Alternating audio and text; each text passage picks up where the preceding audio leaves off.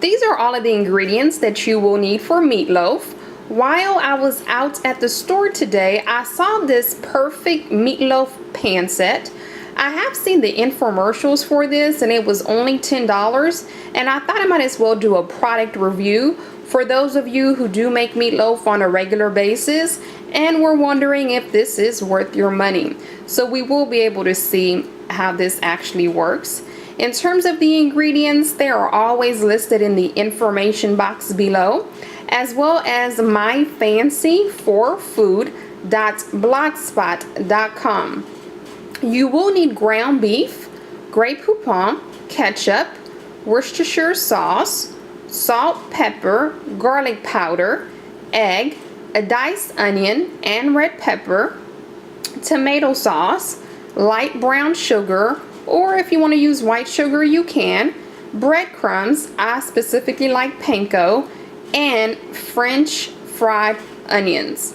So let's go ahead and get started. In a large bowl, you will bring together your ground beef with salt, pepper, garlic powder, Worcestershire sauce, Grey Poupon, ketchup, your egg, onion, red pepper, and breadcrumbs. So you do mix this well, and then you form it into a loaf, which I will show you right now. So normally, we would put the meatloaf in a regular baking dish for an hour in an oven at 350. However, today we are trying the perfect meatloaf pan set just to see if it's worth buying.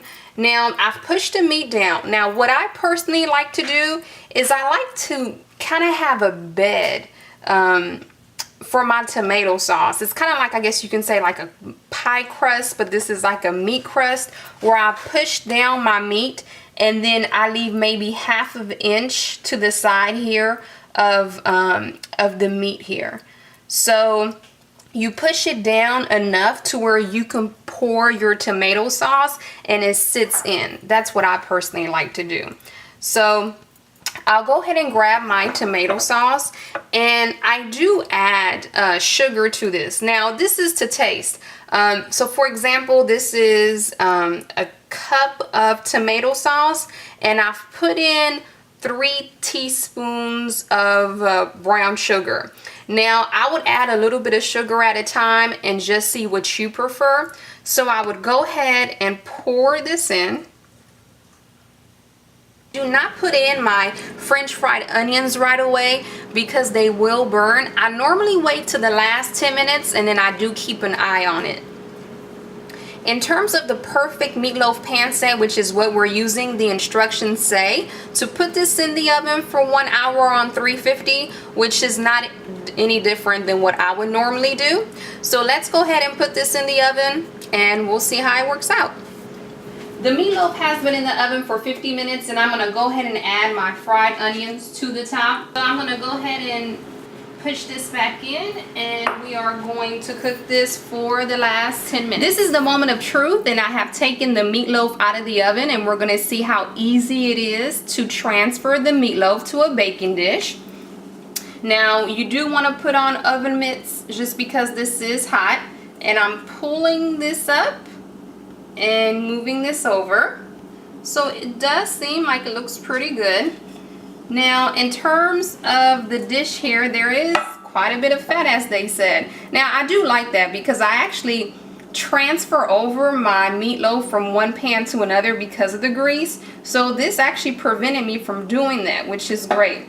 And if I pour this in here, let's see how much grease we have. It's saying it's about half a cup, and my meat was 90% They tell you that all you have to do is just kind of slide this to the side and it comes down. And let me see. That's really not. Oh yeah, there it goes. I guess you just kind of have to give it a tug. I am happy with this product overall. It did do what it said, which is elevates the meatloaf to circulate the heat, cooks evenly, and drains the fat, as you can see here. In terms of cleanup, this is non-stick, so it will definitely be easy to clean up, and the meatloaf looks really good. So I would say definitely try my recipe, but if you happen to be out in the store and you see this, go ahead and pick it up. It was only $10, and I do think it's worth your time and money.